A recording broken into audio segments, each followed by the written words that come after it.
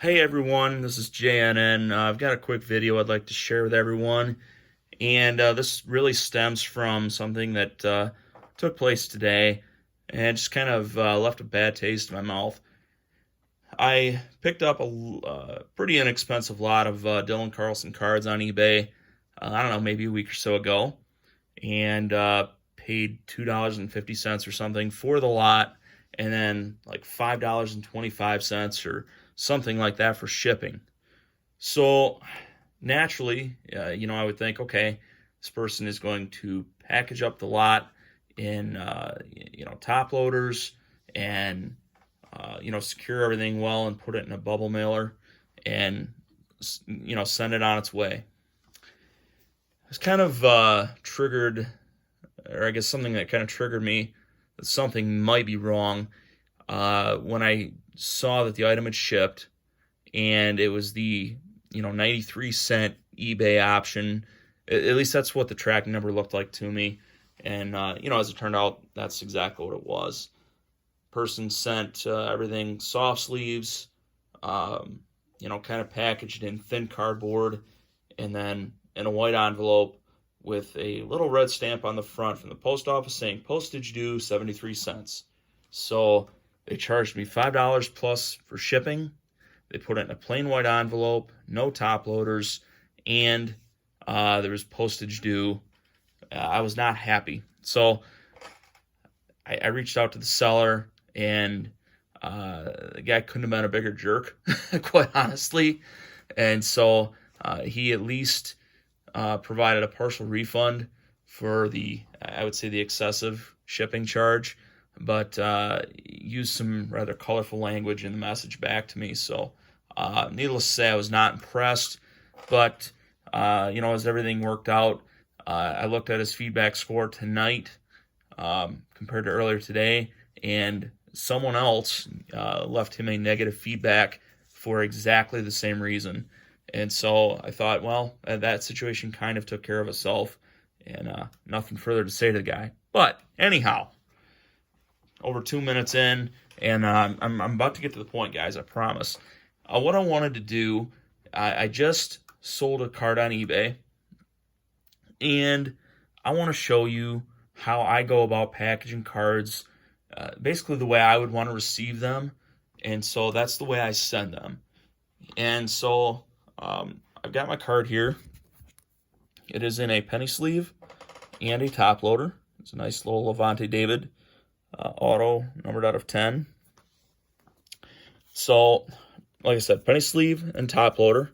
So that's pretty good. Now this is blue painter's tape.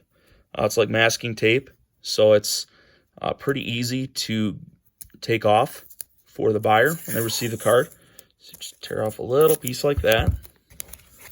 And basically what we're doing is we're going to keep the card from sliding out the top. But this tape is not such that the card will stick to it, or it'll leave the top of the top loader really nasty or anything. But it's just nice and firm on there, so that's safe. Now, I also use team bags, and what these are, they're little plastic bags, and you typically get them at your LCS, or you can order them online. But I can then put the card inside of there and remove that and fold that over like that.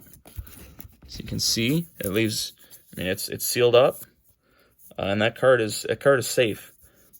Card is in a hard surface, and if for whatever reason there would happen to be moisture that might get inside the envelope, which I'll show you what I use for that in just a moment, the card should still work just fine. Now, another thing I like to do is protect it from like bending.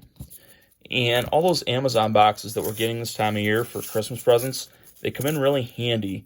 So I cut them up into something like this, and basically put one on each side.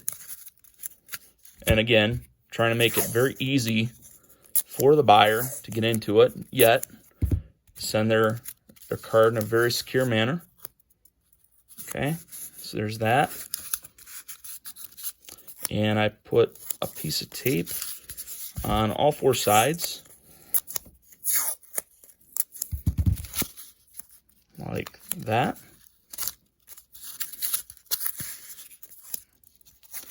So now the card's not going to slide out of there. And, you know, yeah, if someone really wanted to, they could bend that, but that would take quite an effort, and that'd be very intentional. So now the card is safely inside of there, and I use bubble mailers. You know, it's got the adhesive on the end there. You can look inside there. You can see the bubble wrap insulation in there, and I just stick that card in there like that. And one thing I always do is I always try to remember to write a little note. I am not perfect at this, but basically just thank you. You know, thank you for purchasing this card. And what I want to do is, you know, personalize it a little bit. So this Levante David card, that tells them I did not sit there and write up like 200 of these and just throw one in. I mean, I guess that would be better than nothing, but this is at least somewhat personal. Plus, it gives me another opportunity. Hey, there's my eBay, my Twitter, Instagram. You know, follow me. I'll make connections. So I'm going to stick that in there too.